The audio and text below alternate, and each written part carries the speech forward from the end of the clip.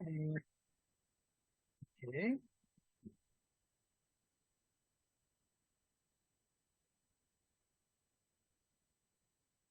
Okay, मिसाल के तौर पे वो क्योंकि ये कामरान का क्वेश्चन है कि जी एक 10.75 10.7.5 एक टास्क है, वो हमने नहीं किया क्योंकि हमें वो टास्क बहुत ही इजी है, इसलिए हमने छोड़ दिया कि आप खुद कर लेंगे। मिसाल के तौर पे वो क्या कह रहा है, design N IP addressing scheme. तो अगर हमने वीएलएसएम के लिए एड्रेसिंग स्कीम हमें आती है तो नॉर्मल के लिए तो कोई इशू ही नहीं है।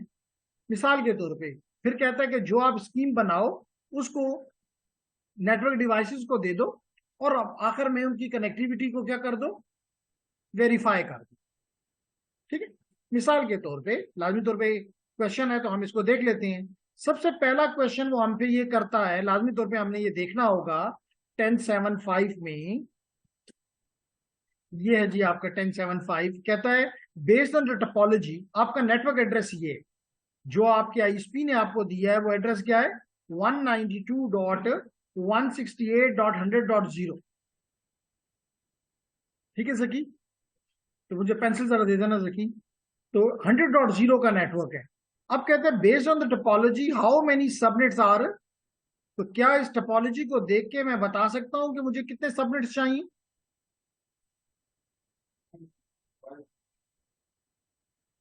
जी शाबाश, है कोई जो मुझे बता सके कि जो आपको स्क्रीन पे दिखाई दे रहा है, और स्पेशली मेरे ऑनलाइन स्टूडेंट्स भी जिसमें मोहम्मद इशफाक और नूरुल्लाह हैं। इशफाक और नूरुल्लाह, आप बता सकते हैं कि इसमें जो टोपोलॉजी आपको नजर आ रही है यहाँ पे कितने सबनेट्स हैं। जी कामरान, 5। और उसने हमें नेटवर्क वाइज बताया हुआ, जी बिल्कुल 5 नेटवर्क्स हैं। उसने हमें बताया हुआ है कि हमारा एड्रेस है 192.168.100.0/24। अब अगर 5 हैं तो कितने बिट्स आपने चुराने हैं, बोरो करने हैं, 3, क्योंकि 2 पावर 3 इज 8। तो 8 अगर हम 2 करते हैं तो 4 होता है, लेकिन यहाँ तो 5 चाहिए। तो 5 चाहिए तो हम लाजमी तौर पे हम 8 के लिए जाएंगे। इसका मतलब ये है कि हम 3 बिट्स, तो कहते हैं based on the topology how many submits are needed. तो आपको जवाब आगे नजर आ गया कि जनाब आपको 5 4। ओके, सो नूरुल्लाह और मोहम्मद इशफाक, हमारा जो क्वेश्चन है वो ये है। अब मिसाल तो अगले में क्या कहता है, अगर आपने 5 सबनेट्स हैं तो कितने आपने बिट बोरो करने हैं, 3। फिर कहता है कि अगर 3 बिट बोरो किए हैं तो कितने आपके सबनेट बनेंगे, 8। ऐसा ही है ना। अगर 3 बिट आपने बोरो कर लिए तो कितने रह गए होस्ट के लिए, 5। तो कहते हैं how many usable host does this create पर सबनेट, 2 पावर 5 - 2 विच इज 30। तो ये टास्क मैंने इसलिए छोड़ा क्योंकि इसमें कोई ऐसी चीज नहीं है जिसको मैं समझाऊं, क्योंकि ये अब आपको आता है ना। अब आपको पता है कि 5 सबनेट्स हैं। तो पहला सबनेट आपका उसका नेटवर्क एड्रेस क्या होगा, 100.0। अब इसका 100.0 है तो सबनेट मास्क लिखो और उससे या तो मैजिक मैजिक नंबर फाइंड कर लो। और अगर मैजिक नहीं करते हो तो आपके पास 32 है, तो पहला 0 हो जाएगा, दूसरा 32 हो जाएगा, 64 हो जाएगा, 96 हो जाएगा, 128 हो जाएगा। यही होगा ना। तो इसमें कोई ऐसा काम करवाने का नहीं था, इसलिए मैंने छोड़ दिया कि जी वीएलएसएम और इस चीजों में हमने इसको काफी ज्यादा मुश्किल काम को कर लिया है। ये इजिली 10.7.5 आप खुद कर सकते। मेक सेंस जी। है कोई क्वेश्चन इसमें, रफी, मोहम्मद नूर?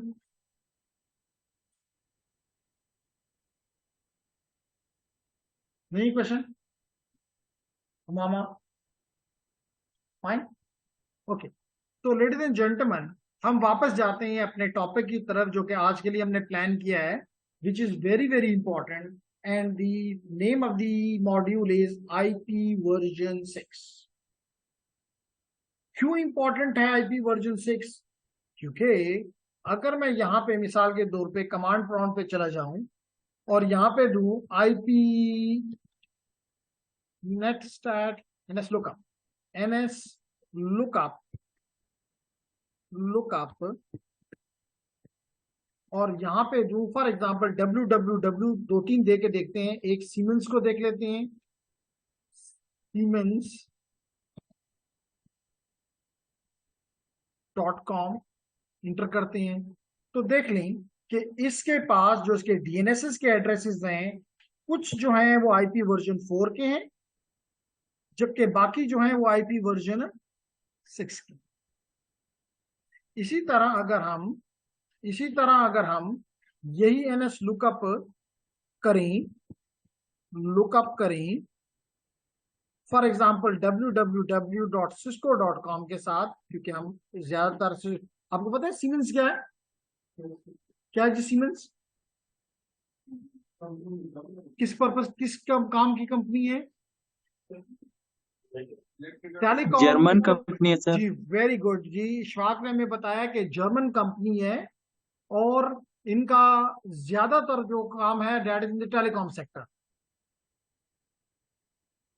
तो टेलीकम्युनिकेशन के और इसके अलावा, टेलीकम्युनिकेशन के अलावा आपने इनके अप्लायंसेस भी आपके घर में, मिसाल तौर पे वॉशिंग मशीन और इन चीजों के, लेकिन एक्सपेंसिव हैं, लेकिन स्टेट ऑफ द आर्ट है।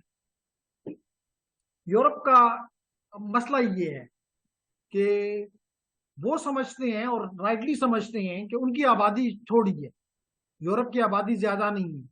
तो जब ज्यादा नहीं है तो बल्क में चीजें नहीं बनाना चाहेंगे, वो लाजमी तौर पे बनाना चाहेंगे वो चीज जिसकी क्वालिटी पे कोई कंप्रोमाइज ना हो। तो तमाम यूरोपियन प्रोडक्ट हाई क्वालिटी होते हैं as compare to any one. कोई भी चाइनीज का बेहतरीन से बेहतरीन ब्रांड भी जो है उनका मुकाबला नहीं कर सकता। तो कहने का मकसद ये है कि आपने देखा कि ये कंपनी कौन से आईपीज इस्तेमाल कर रही है। इसी तरह आपने अभी cisco.com का एग्जांपल ली, जो कि अमेरिकन कंपनी है। लुक अप जी,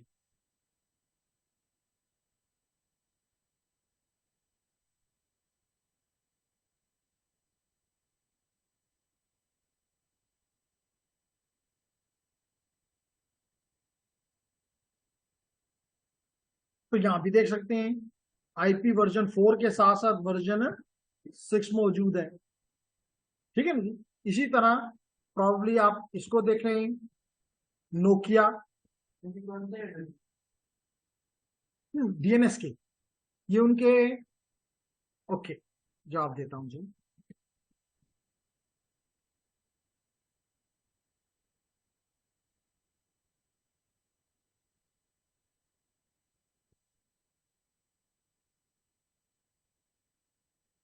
ओके, तो जेंटलमैन इसको भी करके देख लेते हैं। तो देखिए यहाँ भी आपको नजर आ रहा है कि नोकिया का नाम तो सबको ही पता है। आपके मोबाइल्स में फिनलैंड की बहुत बड़ी, बल्कि कह लें कि पूरी इकोनॉमी को ये कंपनी चलाती है। फिनलैंड खुशहाल है तो इस नोकिया की वजह से है।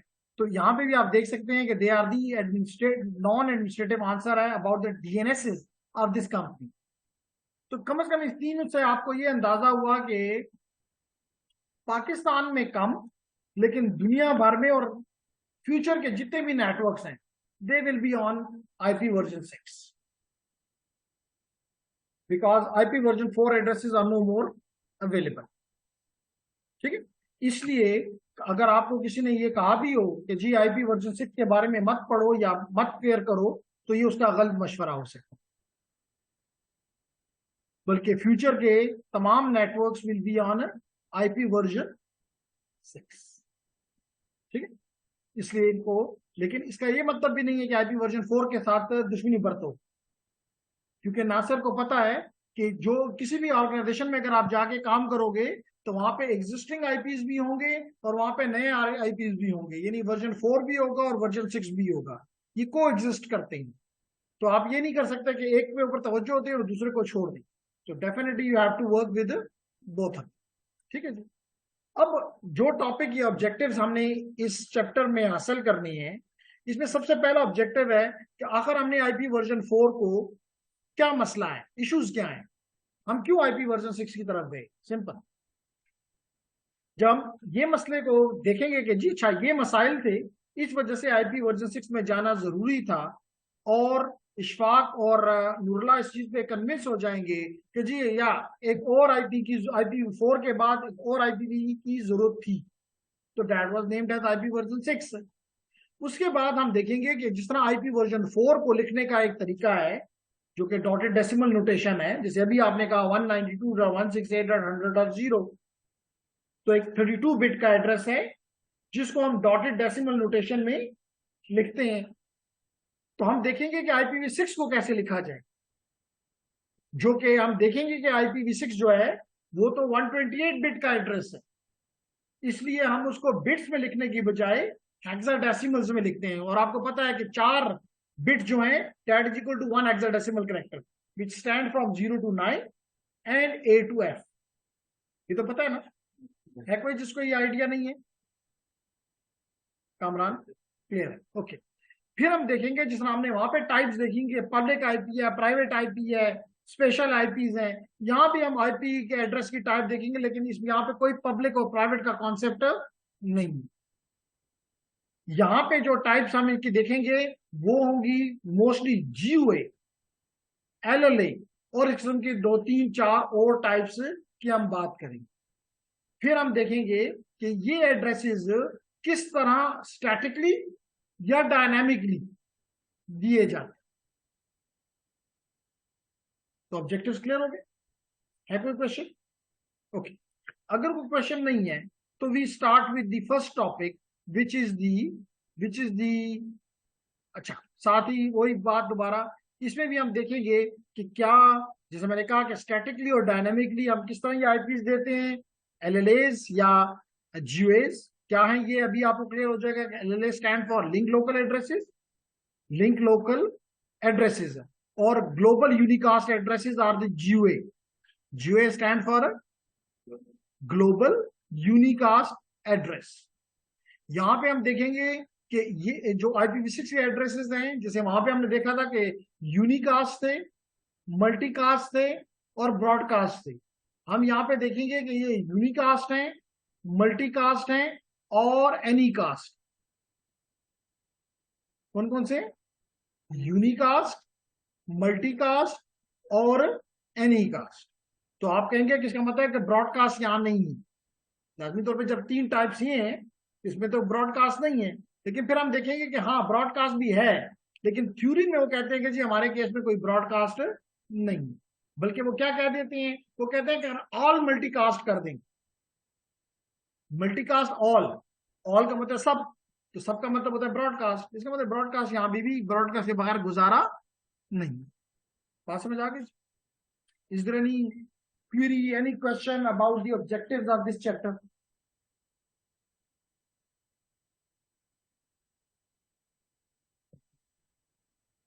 नो? तो बिस्मिल्लाह करते हैं जी, IPv6 IPv4 के इश्यूज की तरफ आते हैं। आपको पहले से ही बताया जा चुका है और दोबारा रिपीट करता हूं जस्ट कि अगर हमारा IP वर्जन 4 है तो आपको पता है कि ये 32 बिट का एड्रेस। अगर मैं ये ज्यूम कर लूं कि 32 बिट्स हैं, जैसे कि सब लोग यहाँ पे इंजीनियर्स हैं या सब कंप्यूटर साइंस के स्टूडेंट्स हैं, इनको पता है कि अगर इनके पास 2 बिट्स हो तो इसका मतलब है 2 पावर 2, यानी कि 4 डिफरेंट ऑप्शंस पॉसिबल है। ऐसे ही है ना? आपको पता है कि अगर 3 बिट्स हो तो you have 2 power 3, you have 2 power 3 which is 8 different combination. आपके पास अगर 4 बिट्स हो तो इसका मतलब है 2 power 4 which is equal to 16 different combination. और अगर आपके पास 32 हो तो इसका मतलब 2 पावर 32 डिफरेंट कॉम्बिनेशन। ठीक है? विच इज, अगर आप इसको कंप्यूट कैलकुलेटर के पास ले जाएं, if I am correct it is 4.3 billion, 4.3 billion.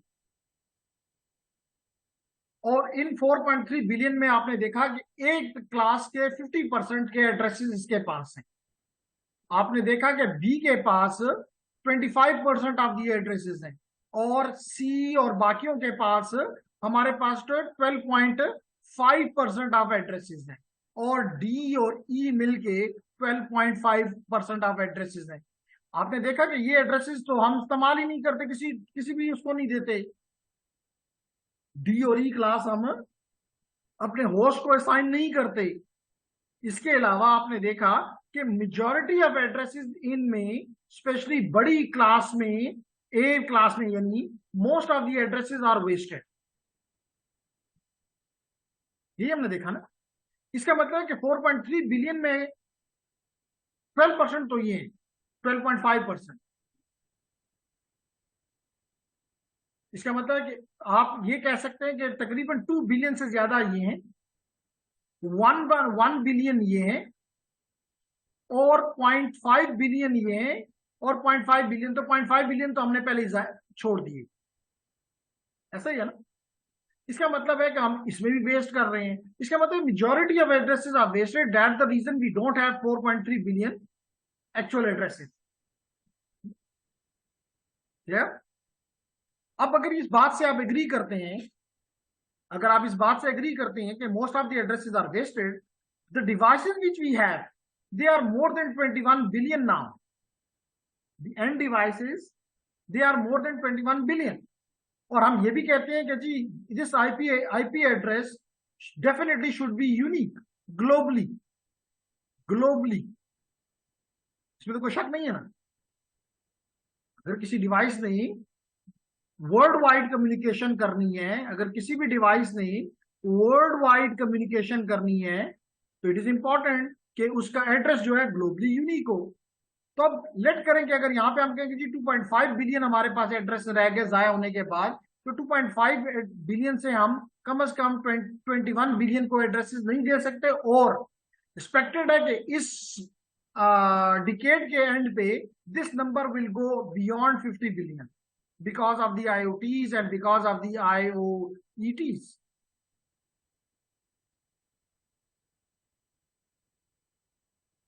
क्योंकि डू अंडरस्टैंड कि आपके एंड डिवाइसेस जिस रफ्तार से बढ़ रहे हैं, और इन एंड डिवाइसेस में एप्लीकेशंस और एप्लीकेशंस की traffic that is abnormally increasing. Big number से ये नंबर मोस्टली डबलिंग के साथ बढ़ रहे हैं। तो इसलिए ये नंबर अचीव करना कोई इतनी बड़ी बात नहीं है। इस वजह से हमने सोचा कि जी हम तो इन एड्रेस इनको भी एड्रेस नहीं दे सकते, इसलिए हमने प्राइवेट और पब्लिक की तरफ गए, प्राइवेट और पब्लिक की तरफ गए, और हमने मोस्ट ऑफ द डिवाइसेस को प्राइवेट एड्रेसेस पे ला के रख दिया। ऐसा ही है ना। इसलिए जरूरी है कि एक और आईपी एड्रेस स्कीम निकाली जाए जिसमें एड्रेसेस की तादाद ज्यादा। अब कितनी ज्यादा हो हमने देख, इसलिए IPv6 को 128 बिट का रखा, और यू 2 की पावर 128 हमारे पास एड्रेसेस अवेलेबल हो गई, which is equal to approximately 3.4 into 10 power 38। इससे आपको पता चलता है कि ये एड्रेसेस, क्योंकि अगर ये 10 बिलियन का मतलब है 10⁹, 10⁹। तो अगर एक बिट बढ़ती है तो इसका मतलब 10 टाइम इंक्रीज है।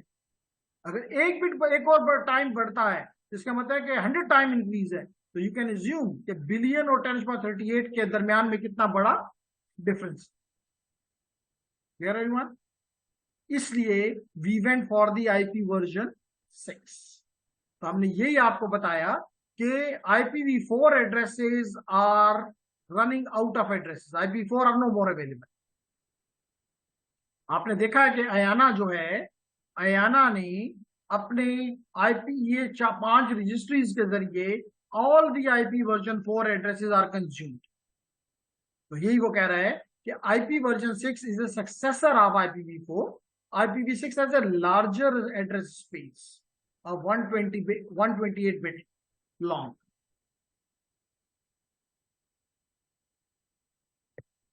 एक तो मकसद ये था कि जो IPv4 की वजह से हमारे पास कम एड्रेस है, क्योंकि उस वक्त हमने सोचा ही नहीं था कि हमें इतने ज्यादा लोग हमारे नेटवर्क का हिस्सा बनेंगे।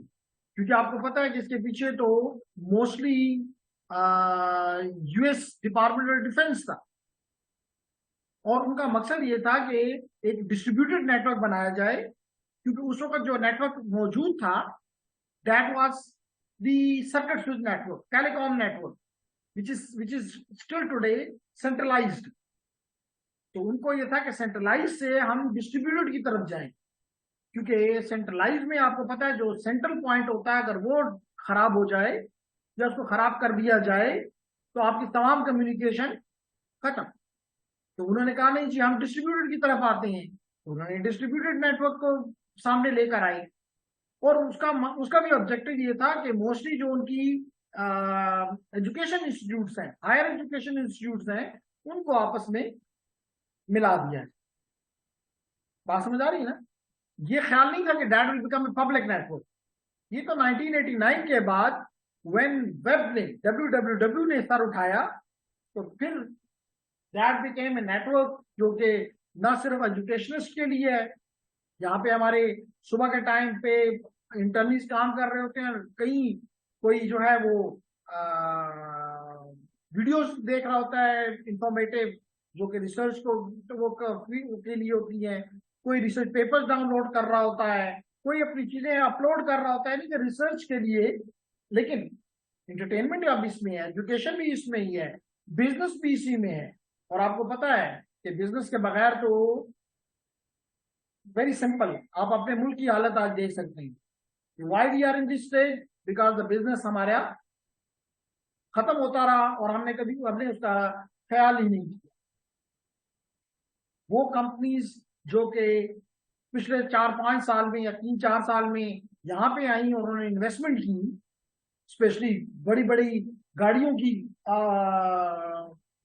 इंडस्ट्री यहाँ पे आई, और वो बंद करके जो एग्जिस्टिंग थी वो भी बंद करके वापस हो गई। ऐसा ही है ना? इसी तरह टेक्सटाइल का हमारा एक मेजर चंक था कि हम उससे मुल्क को फायदा देते थे। तकरीबन फैसलाबाद कहाँ है रह गया। तो जब जिस मुल्क में भी बिजनेस का बेड़ा गर्क होता है, एजुकेशन का और बाद उसके बाद बिजनेस का बेड़ा गर्क होता है, मुल्क खुद ही खत्म हो जाता है। तो all your business runs on you know. और दुनिया की बड़ी बड़ी ऑर्गेनाइजेशन जो हैं जिनका बहुत बड़ा बड़ा रेवेन्यू का चंक है, दे आर ऑनलाइन। मिसाल तो अमेज़न है, दराज है, अलीबाबा है। यू अंडरस्टैंड कितना बड़ा बिजनेस, कितना बड़ा। और आजकल एक चीज जो अच्छी चल रही है शायद, कि हमारे बच्चे भी ऑनलाइन बिजनेसेस में इन्वॉल्व हो गए हैं। उनको पता है कि हुकूमत उनको नौकरियां नहीं दे सकती और वो दे आर अर्निंग गुड। तो कहने का मेरा मकसद ये है कि दिस इंटरनेट अब ये सिर्फ किसी एक इदारे का या किसी एक पर्पज के लिए नहीं है, इसका मल्टीपल डायमेंशनल वो है। और किसी भी मुल्क ने अगर तरक्की करनी है तो इसके बगैर नामुमकिन। इसलिए हमें ज्यादा एड्रेसेस चाहिए। तो IPv6 सोल्यूशन। फिर हमने देखा कि कई ऐसी चीजें हैं जो कि IPv4 में ठीक नहीं है। मिसाल के तौर पे आपने देखा कि कुछ तो नामों का मसला था, लेकिन फॉर एग्जांपल आपने IPv4 और IPv6 के दोनों के हेडर्स को पढ़ा है। आपने प्रीवियस चैप्टर में IPv4 के और IPv6 के हेडर को पढ़ा है। अब कई नई चीजें IPv6 में लेकर आई गई है, कई पुरानी चीजों की जरूरत नहीं थी उनको हटा दिया गया है। तो again that is an advantage of the IP version. तो मकसद ये था कि जो चीजें IPv4 में 80s में हमें इनका ख्याल नहीं था और वो हमारी जरूरत नहीं है। मिसाल के तौर पे आपने देखा चेकसम को हटा दिया गया, क्योंकि आप नेटवर्क्स में उतने एरर्स के चांस नहीं है, तो बार बार क्यों चेक करें। इस तरह हमने फ्लो लेवल लगा दिया, हमने समझते क्वालिटी ऑफ सर्विस की तरफ हमने अपना कदम रख लिया। हम हर फ्लो को, क्योंकि 20 बिट्स की फ्लो है, 2 power 20 फ्लोज को हम ट्रीट कर सकते हैं। याद आ रहा है? तो लेडीज एंड जेंटलमैन, हमने यहाँ पे यही बात कर रहे हैं कि दी दूसरी जो नीड थी IPv6 की, वो ये थी कि जो IPv4 की लिमिटेशंस हैं उनको हम हटा दें। फिर हमने नासिर क्या कहा, with an increasing internet population A limited IPv4 address space issues with the net.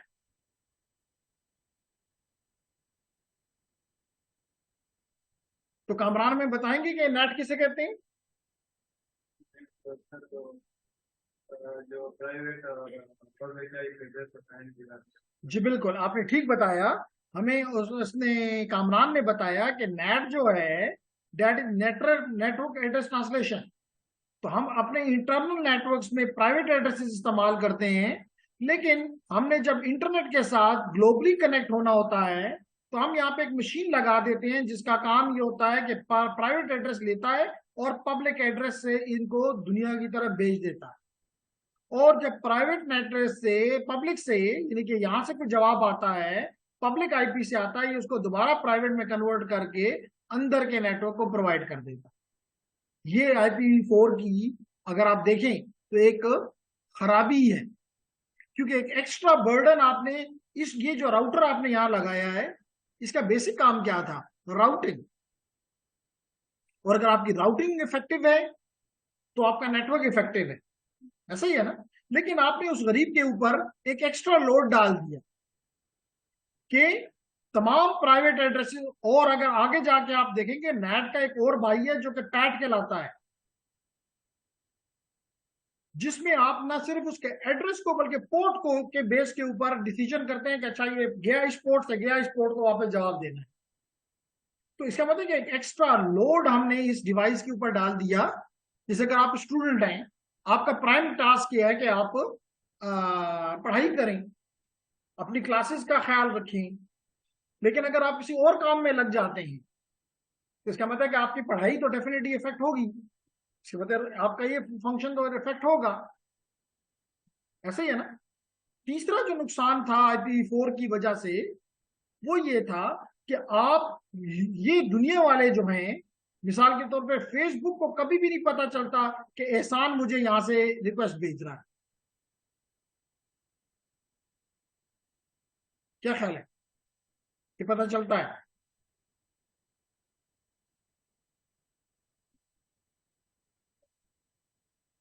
मैं अभी मिसाल के तौर पे आपके लिए मैं यहां लिखता हूं, चलें आसान सी एग्जांपल लेते हैं। मैं इस वक्त जूम से कनेक्टेड हूं, अभी तो रिकॉर्डिंग हो रही है, चीजें ऑनलाइन स्टूडेंट की तरफ जा रही हैं, इशफाक और नूरुल्लाह सुन रहे हैं।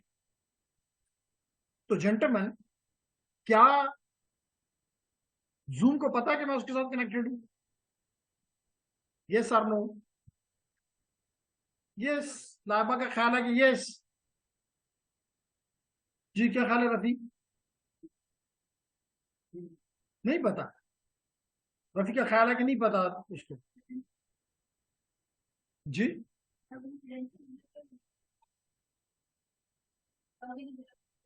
लॉगिन तो डेफिनेटली, लॉगिन ना होता तो मैं उससे कनेक्ट नहीं हो सकता था, तो मैं कनेक्टेड हूं उसके साथ। लेकिन क्या उसको पता है कि एहसान मेरे साथ कनेक्टेड है? एहसान का मतलब है कि क्या मेरा कोई IP एड्रेस उसके पास है? क्या मुझे कोई IP एड्रेस से वो मुझे जवाब दे सकता है? नहीं। इसके मतलब उसको नहीं पता, उसको ये पता है कि यूईटी से लेट करें कि इस वक्त अगर 50 लोग भी जूम का चला रहे हैं इसी वक्त, तो उसको पता चलेगा कि इस एक आईपी से सारे लोग आए हुए हैं, क्या कौन है उसको नहीं पता। क्योंकि मैं बार बार यहाँ पे ये करता होता हूँ, माई आईपी एड्रेस, उसको ये पता है कि ये आईपी से कुछ चीज आ रही है, इसी वजह से ये 121.52.147.77। आपने देखोगे ये गरीब आईपी बदलते रहते हैं, क्योंकि जो भी गुनाह करता है वो इस गरीब के जुमरे में ऐड हो जाता है। कोई भी हम यहां से मालवेयर भेजते हैं किसी साइट की तरफ, तो उसको ये नहीं पता चलता कि किसने ये भेजा है, उसको ये पता चलता है कि बस ये इसका नुकसान है, इसका मसला है। वर्ड में point.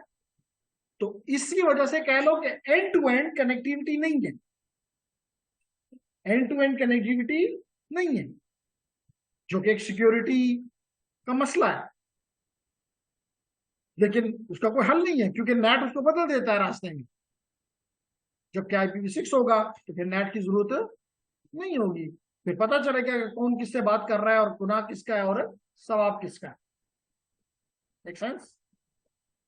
So these are the issues due to which we need another address scheme, which is IP version 6. Saib is confused. Ji, dear everyone. Okay. So ये भी याद रखिए, जैसे मैंने कहा कि मेरी इन बातों से ये नहीं ले लेना, मकसद नहीं निकाल लेना कि जनाब जब IPv6 में हमारे पास 3.4 इंटू 10 पावर 38 एड्रेसेस हैं, तो हम बस IPv4 को बंद कर दें, no more required. No, they will को एग्जिस्ट।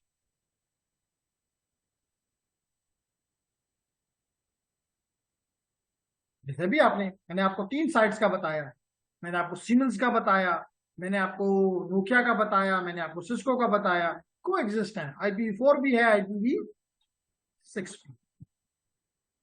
अब क्वेश्चन ये राइज करता है कि किस तरह ये both IPv4 and IPv6 will coexist in the near future, and the transition will take maybe several years or maybe decades,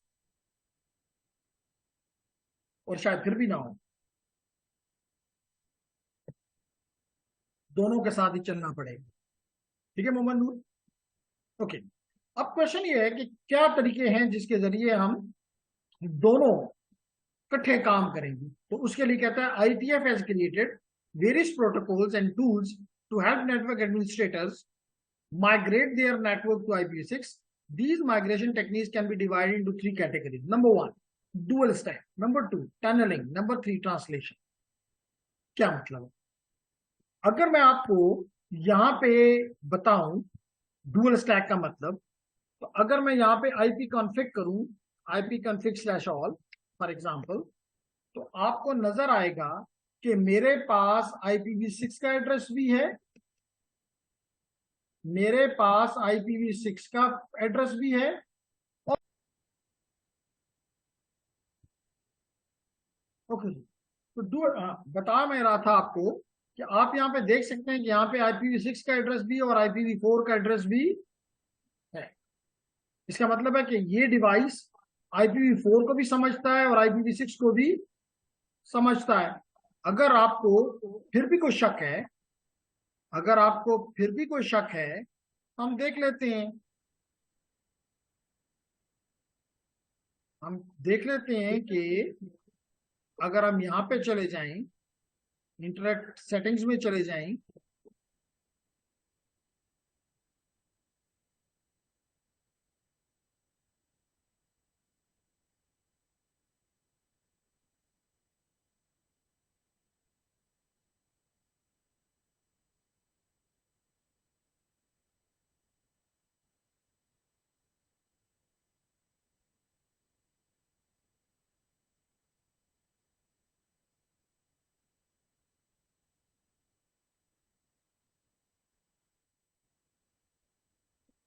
नहीं लेकिन अभी खुल रहा था, इससे पहली क्लास में मैं करा रहा था, इससे पहली क्लास में मैं करवा रहा था। और ये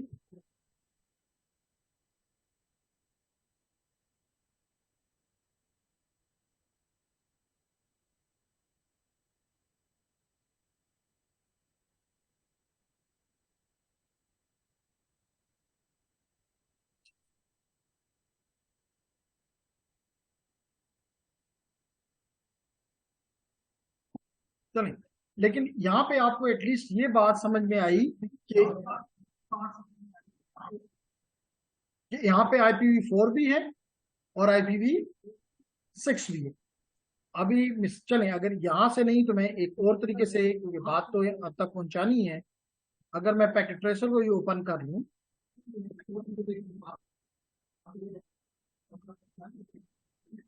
चलो माइक बंद कर दूं।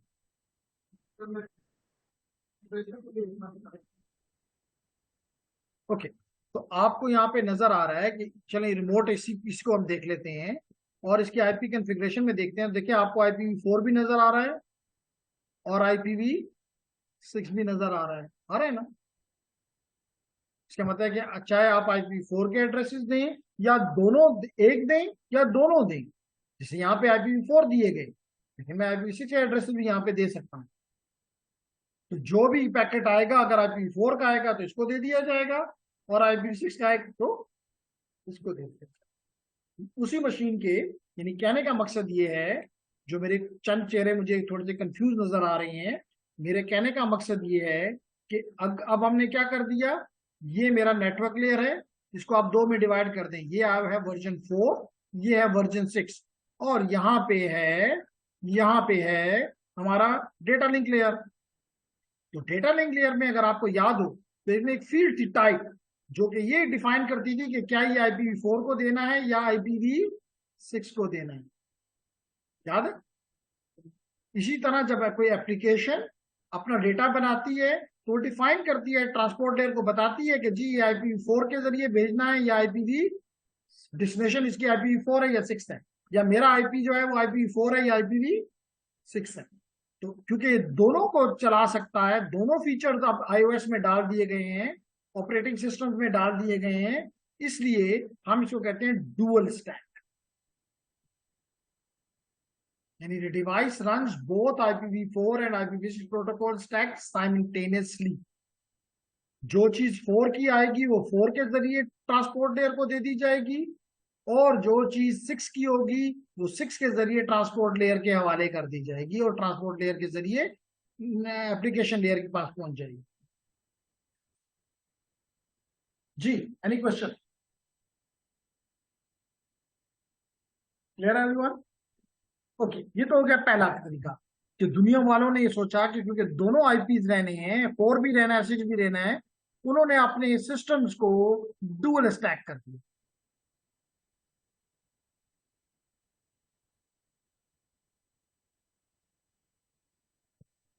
ठीक है नासिर? नेक्स्ट है टनलिंग। नेक्स्ट है टनलिंग।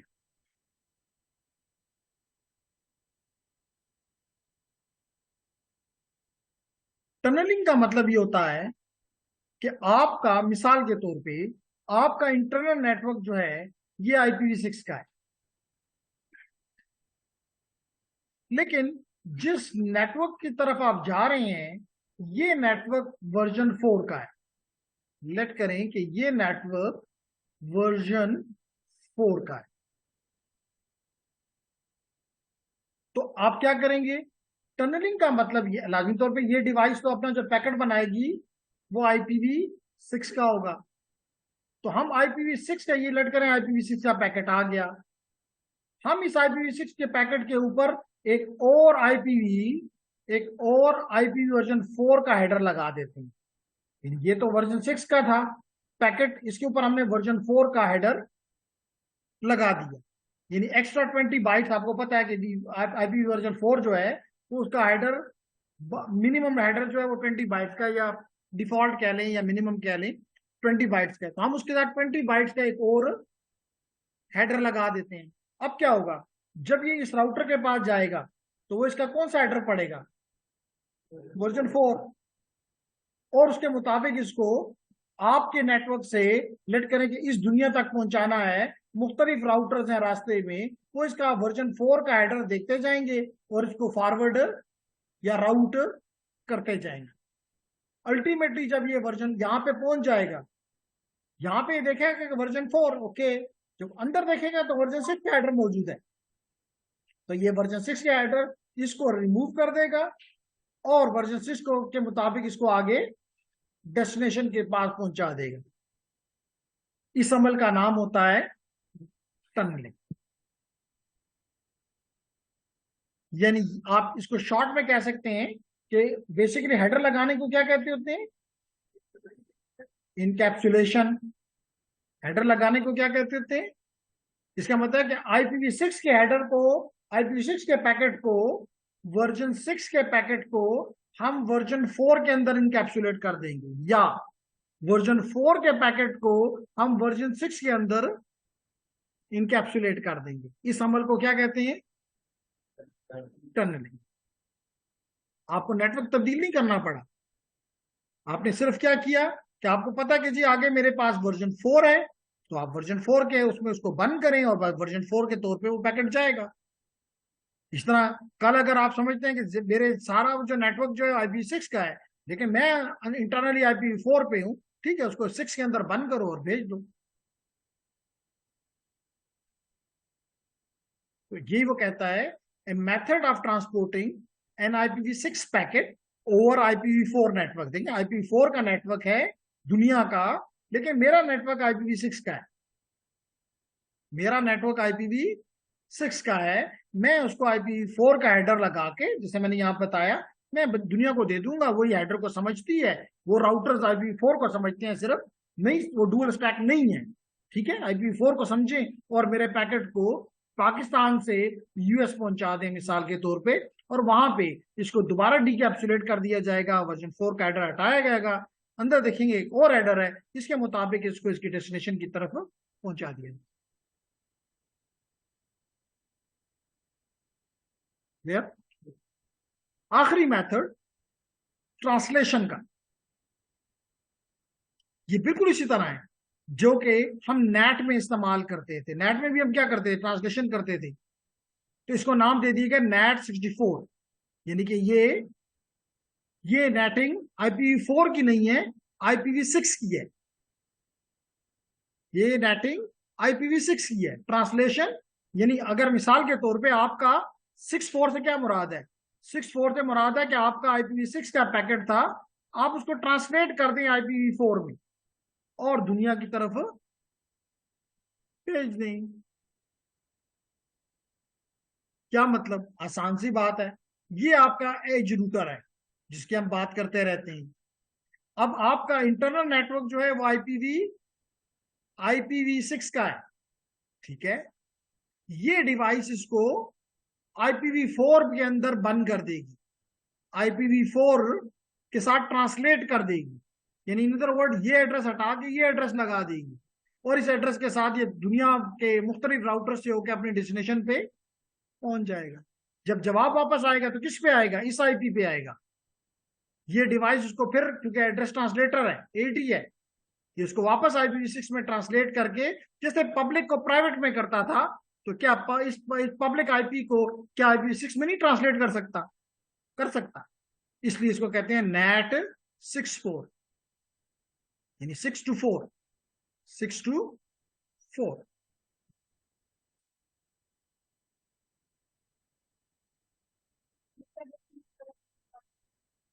जी बचा?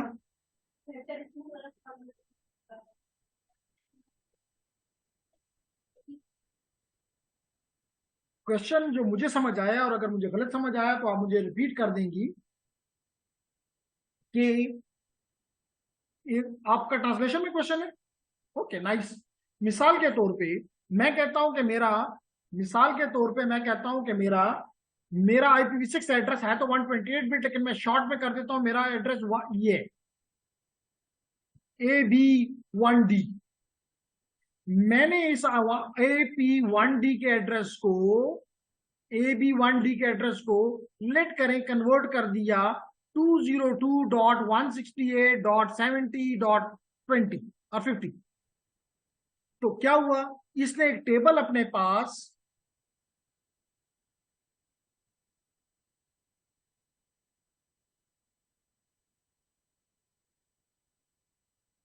जी। तो लाइबा के क्वेश्चन का रिस्पांस ये है कि इस नेट 64 ने क्या किया? इसने कहा कि जी जो रिक्वेस्ट आई है वो AB1D से आई है, और चली गई किसमें? 202 का एड्रेस लेके 202.168.70.50 का एड्रेस लेके दुनिया की तरफ चली गई। दुनिया को तो ये पता चलेगा कि रिक्वेस्ट कहां से आई है, 202 से आई है। जवाब भी किसको मिलेगा? 202 को मिलेगा। तो 202 में जब रिक्वेस्ट वापस आएगी, मिसाल के तौर पे फेसबुक की तरफ ये पैकेट भेजा है, फेसबुक ने रिस्पॉन्स दिया 202 को। इस मशीन को तो पता है कि 202 से नहीं आई हुई है, तो AB1D से आई हुई है। ये इसको ट्रांसलेट करके AB1D पे गिराएगा, और अंदर का नेटवर्क में AB1D के जरिए ये अपनी डेस्टिनेशन, अपने सोर्स पे कह लो, वापस पे पहुंच जाएगी। नहीं बात समझ आई? ठीक है। Anyone, any question?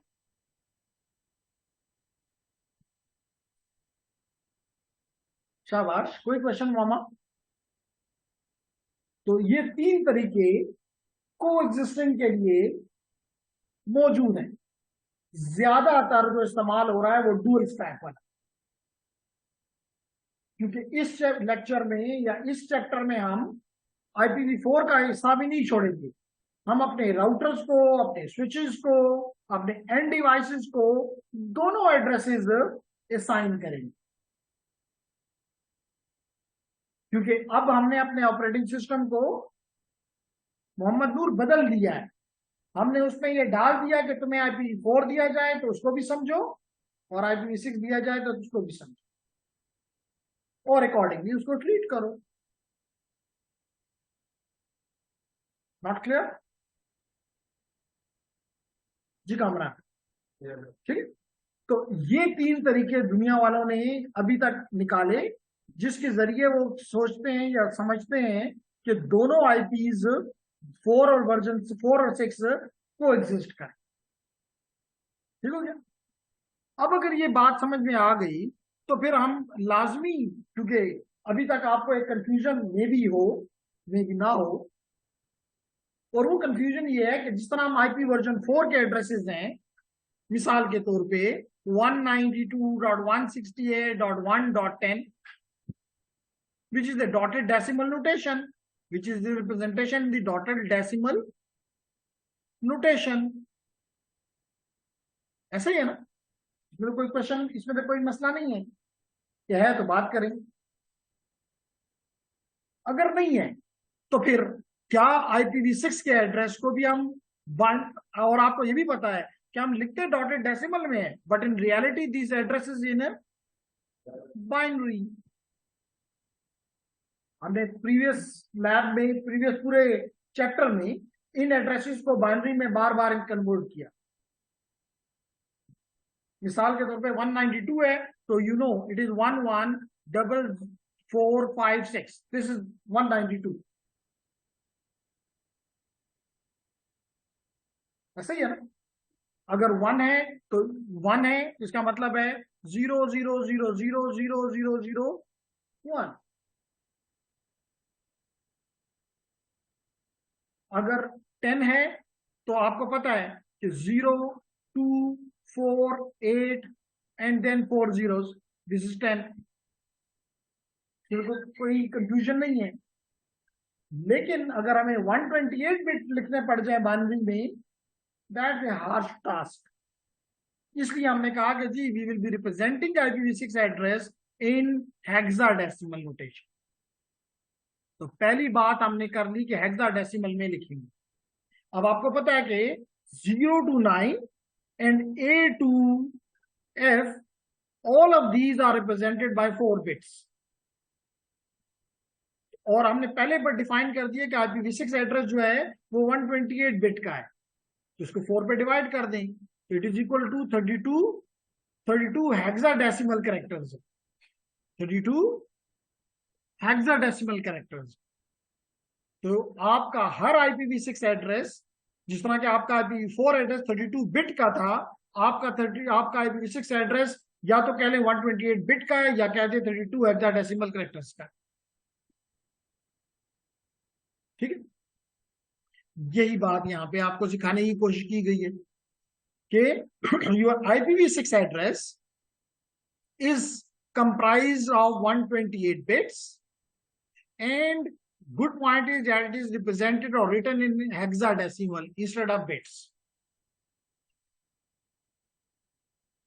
जैसे मिसाल के तौर पे अगर आप अपना जैसे आपको यहां पे नजर आ रहा है 2001 एंड सो ऑन। तो अब आप इसको काउंट कर सकते हैं, how many bits it has, so how many hexadecimal characters it has 32 hexadecimal characters. It is comprised of 32 hexadecimal characters. Count कर लो, 4 8 12 16 20 24 28 and 32।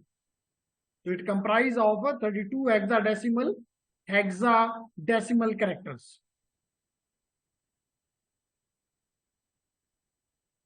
कुछ बात समझ आ रही? ओके, याद रखें कि चलें अब आगे बताता हूं। IPv6 एड्रेसेस आर नॉट, ये अच्छी बात है कि they are not case sensitive. 0 to 9 में तो हमें कोई मसला नहीं है, लेकिन इस ABCD में हमें मसला हो सकता है। लेकिन उसने क्लियर कर दिया कि आप कैपिटल ABCD लिख दें या स्मॉल ABCD लिख दें, नो वरीज। ठीक है, तो कहता है कि जी दी IPv6 addresses are not case sensitive and can be written in either lower case or upper case, no worries। फिर कहता है the preferred format for writing IPv6 address is like this, यानी कि आप हर 16 बिट के बाद कॉलन लगाएं। जैसे यहां पे आपको देखें, हर 16 बिट के बाद या 4 हेक्साडेसिमल कैरेक्टर्स के बाद आप एक कॉलन यूज करते हैं। क्या यूज करते हैं? कॉलन।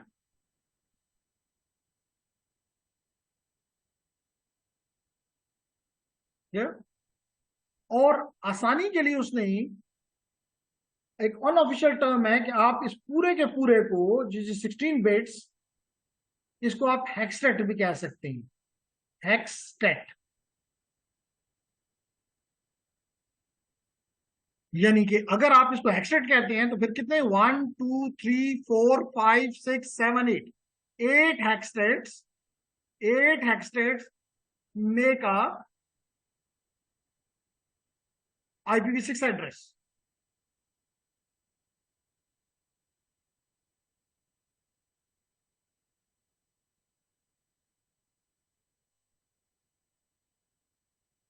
क्यों मामा? ठीक है ना, आसान सी बातें हैं। अब क्वेश्चन ये है कि क्योंकि हमारा जो टॉपिक है वो है कि हम किस तरह IPv6 के एड्रेस को रिप्रेजेंट कर सकते हैं। इवन 32 बिट के एड्रेस, 32 हेक्साडेसिमल कैरेक्टर्स को भी लिखना कोई इतना आसान नहीं है। लेकिन अगर आप कंप्लीट इसको इसी तरह 32 बिट से रिप्रेजेंट कर, 32 हेक्साडेसिमल कैरेक्टर से रिप्रेजेंट करें, it is called preferred format. लेकिन प्रेफर्ड का ये मतलब नहीं है कि बस ये दो पदनाम है, मतलब इसका इंग्लिश मीनिंग नहीं लेना क्योंकि ये प्रेफर्ड है तो बस मैं तो यही यूज करूं, क्योंकि हम तो जिंदगी भर यही कहते हैं कि ये प्रेफर्ड है तो हम उसी को फॉलो करते हैं।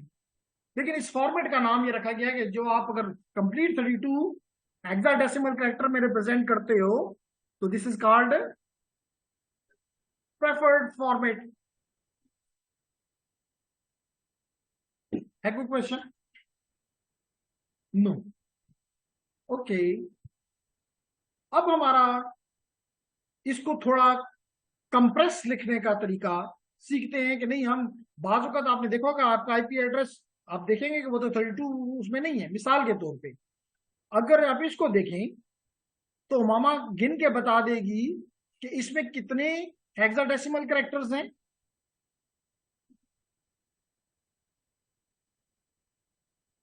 या कितने हेक्सटेट्स हैं। चलें अगर आसान करते हैं बात को तो कितने हेक्सटेट्स हैं? 8। और 8 का मतलब है कि 32 हेक्साडेसिमल कैरेक्टर्स। लेकिन यहां तो नहीं है, यहां कितने हैं?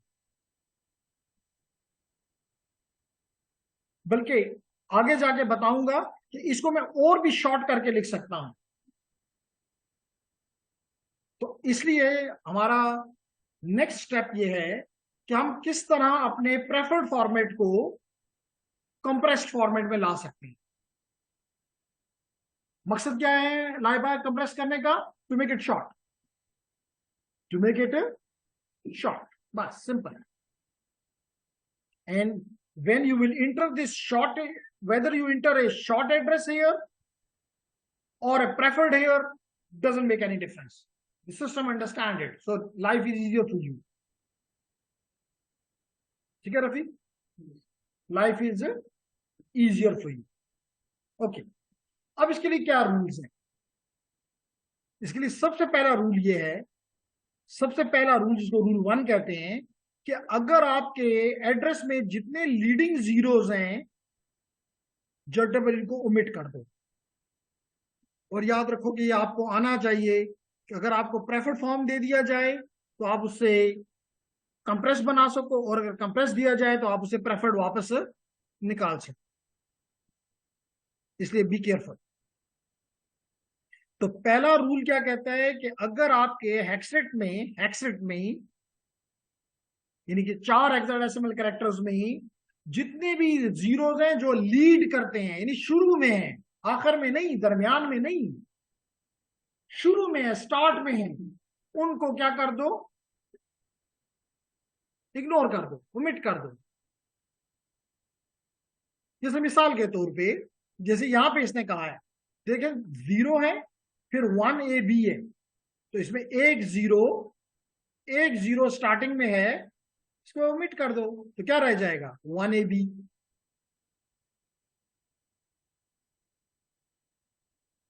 इसी तरह अगर 09F0 है, इस जीरो के खिलाफ नहीं बात करनी,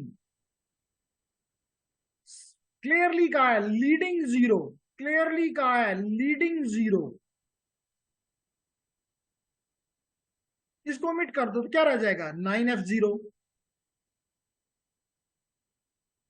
इसी तरह यहां पे अगर आप देखें, यहां पे अगर आप देखें तो इट इज 0A00। अगेन आखिरी वालों को नहीं देखना, सिर्फ शुरू वाले का लीडिंग जीरो को ओमिट कर दो तो क्या रह जाएगा A00। इसी तरह अगर लाजमी नहीं कि एक ही, जितने भी लीडिंग जीरो हैं, चाहे 4 के 4 हैं कि 3 हैं कि 2 हैं, जितने भी हैं उनको इग्नोर कर दो और क्या रह गया, ये रह गया। तो पहला रूल ये कहता है कि जहां भी आपको लीडिंग जीरो मिले ओमिट कर जाओ। जैसे मिसाल के तौर पे दैट इज एन एग्जांपल, यहां पे क्योंकि लीडिंग जीरो कोई नहीं है, दरमियान में है, दरमियान को नहीं छेड़ना, तो आपने पहले हेक्सेट को नहीं छेड़ा, लेकिन दूसरे वाले में आपको लीडिंग में एक जीरो नजर आया, आपने उसको उसके साथ छेड़ कर दी, ठीक है। इसी तरह आपने नेक्स्ट में देखा तो 4 जीरो मिल गए, खुशखबरी है, आपने 4 की बजाय सिर्फ 1 लगा लिया और बाकियों को इग्नोर कर दिया। आपने फिर देखा कि 4 जीरो 1 है, कोई जीरो नहीं है लीडिंग में, आपने 4 के 4 अपनी जगह पे रखे। यहाँ पे अगेन 4 जीरो हैं, 4 जीरो हैं, 4 जीरो हैं, आपने सिर्फ 1 लगा लिया ताकि पता चले कि यहाँ जीरोस हैं। और यहाँ पे आपका जीरो एक लीडिंग था, उसको आपने इग्नोर करके 200 लिख दिया।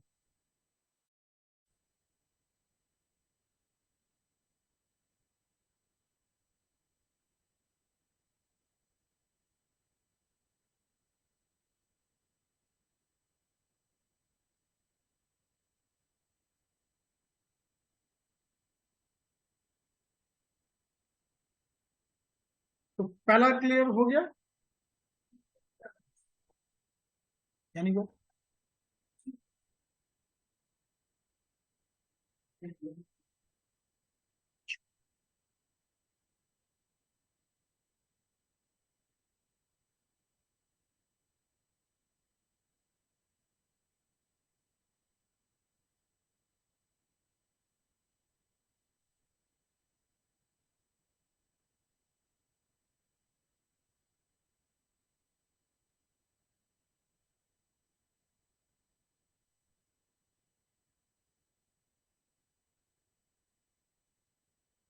ओके, अब नजर आ रहा है, नाइस जी।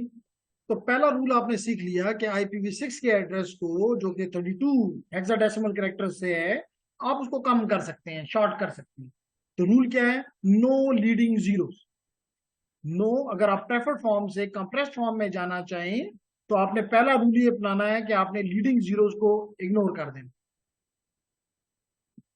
Clear everyone? अब इसके बाद नेक्स्ट रूल क्या है कि जहां पे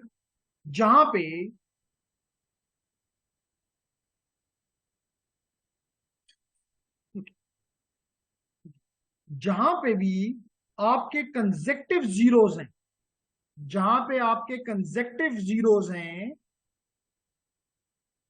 इन सबको रिमूव करके डबल कॉलन लगाओ वहां पे, डबल कॉलन लगाओ वहां पे,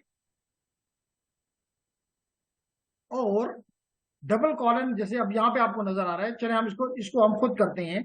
2001 है, इसको हम उसी तरह लिख देते हैं 2001 कॉलन DB8,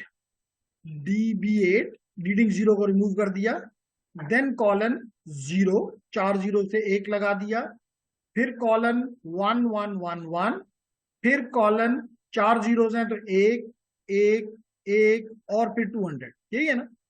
अब आपके यहाँ पे मैक्सिमम जीरोस हैं, जहां मैक्सिमम है, ये नहीं कि जहां पे मिनिमम है, जहां पे मैक्सिमम है उन सबको रिमूव करके 2001 colon DB8 colon 0 colon 1111 colon colon double colon और आखिरी जो भी है उसके बाद है वो लिख दें।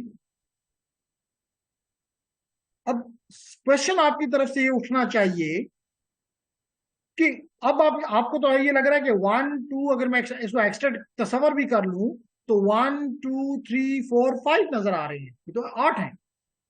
लेकिन ये बता रहा है कि टोटल हमें पता है कि 8 है, सिस्टम को पता है कि 8 होते हैं। इसका मतलब कि यहां पे बाकी जीरोज छुपे हुए हैं।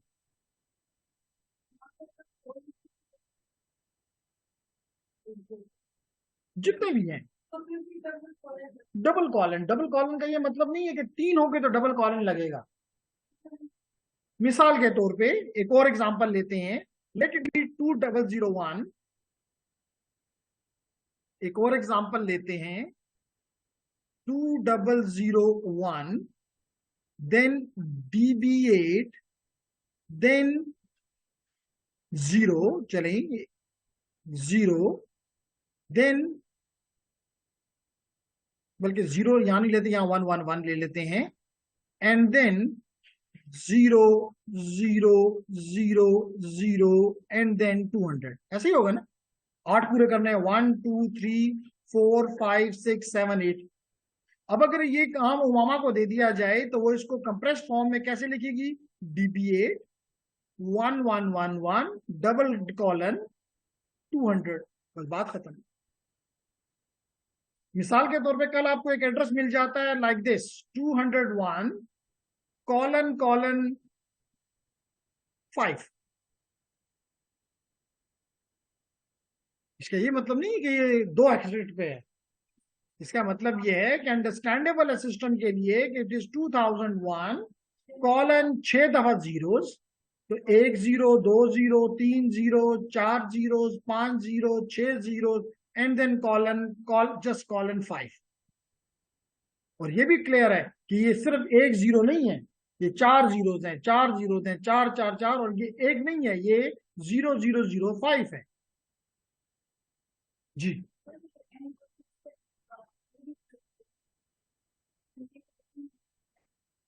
क्वेश्चन, अच्छा क्वेश्चन।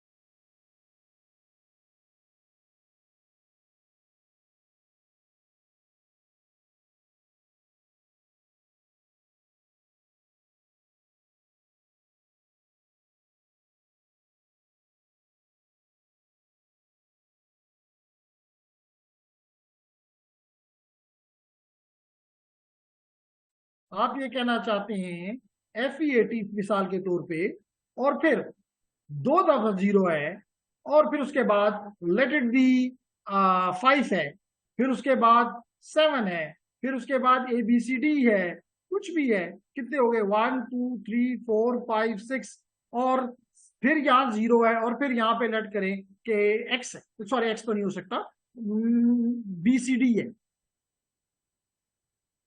8 पूरे हैं। आप अगर उसको कंप्रेस करना चाहते हैं तो how to be written? FE80 double colon 5 colon 7 colon ABCD colon 0 colon BCD। एक मिनट सबर कर दीजिए, ये इसको मैं बंद कर दूं। जी अब क्वेश्चन पूछिए।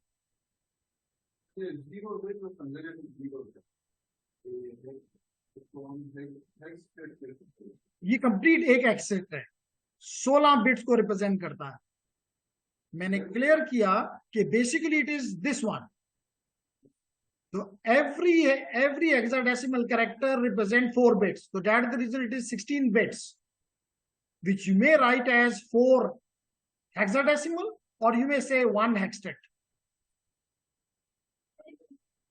एक मिनट जी, जी बिल्कुल आप लगाएं, BCD लगाएं।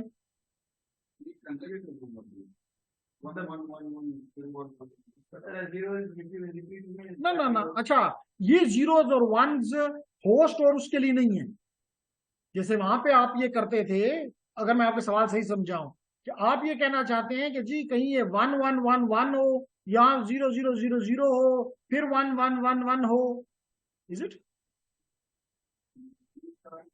जी ना, सिर्फ जीरो के लिए रूल है, किसी और क्यों के बात समझ की है ना। अगर मिसाल के तौर पे मैं यहाँ पे एक कॉलन डबल कॉलन लगा दूं, सिस्टम को मैंने दे दिया, अगर मैं ये कहूं कि जी अभी आपकी बात समझ आ गई, मैं इस चीज को ये करता हूं जी 2001, एंड देन यहाँ पे इस जीरोस की बजाय मैं 1111 कितने हो गए, 1 2 3 4 5, और चले अब हम कर देते हैं BCD, एंड फिर कर देते हैं 1 2 3 4 5 6, दो हैं तो चले 5 और 7 कर देते हैं। अब ये नहीं इकट्ठे हो सकते एज ए डबल कॉलम, क्यों नहीं हो सकते? रीजन है, रीजन ये है कि सिस्टम को कैसे पता चलेगा कि आपने वंस को की बजाय यहाँ वंस थे, यहाँ पे फाइव्स थे, यहाँ पे 7 थे, नहीं सिर्फ जीरोस का उसने कहा कि अगर ये कंसेक्टिव जीरोस हैं तो आप इनको डबल कॉलम से रिप्लेस कर दें, क्योंकि बाकियों के बारे में फिर मुझे नहीं पता चल सकता, क्योंकि उसके पास क्या इंफॉर्मेशन है। देखिए ना, आप यहाँ पे जब एड्रेस डालेंगे तो आपने कुछ रूल देना है, उसको कैसे पता चलेगा कि आपने मिसाल के तौर पे यहाँ पे दिया 2001 colon colon colon colon colon colon 5। अब इसे ये डबल कॉलन से क्लियर हो रहा है कि इसके दरमियान में जीरोस हैं, लेकिन आप कहेंगे कि मैंने तो 1 के लिए किया था, उसको कैसे पता चलेगा? आप क्या, मैंने ABCD के लिए किया था, मैंने AA के लिए किया था, मैंने BBB के लिए किया था, उसको कैसे पता? बात समझ आ गई है? जी, एनी अदर आपका क्वेश्चन उसके बाद? ना, that's again good question. Question इसका ये है कि जी क्या मैं इस तरह भी लिख सकती हूँ, आज मामा सवाल ना करने का उसने वादा किया है, कहती है कि जुम्मतुल मुबारक है, सवाल नहीं कर। अच्छा, क्वेश्चन इसका ये है कि जनाब अगर लेट करें, क्या मैं यूं भी लिख सकती हूँ 2001 डबल कॉलन 5 डबल कॉलन 6? ये क्वेश्चन है। आंसर भी बड़ा सिंपल है। अब यहां पे आपको 3 एक्सट्रैक्ट नजर आ रहे हैं, 1 2 3, टोटल कितने होने चाहिए? 8। मुझे इसका मतलब कि 5 छुपे हुए हैं, मुझे क्या पता कि यहाँ पे 4 हो और यहाँ पे 1 हो, मुझे क्या पता कि यहाँ पे 3 और यहाँ पे 2 हो, मुझे क्या पता कि यहाँ पे 2 और यहाँ पे 3 हो, मुझे नहीं पता हो सकता। इसलिए एक्सट्रैक्ट सिर्फ एक ही, डबल कॉलन सिर्फ एक ही दफा लगेगा, और वहां लगेगा जहां पे नंबर ऑफ जीरो ज्यादा है।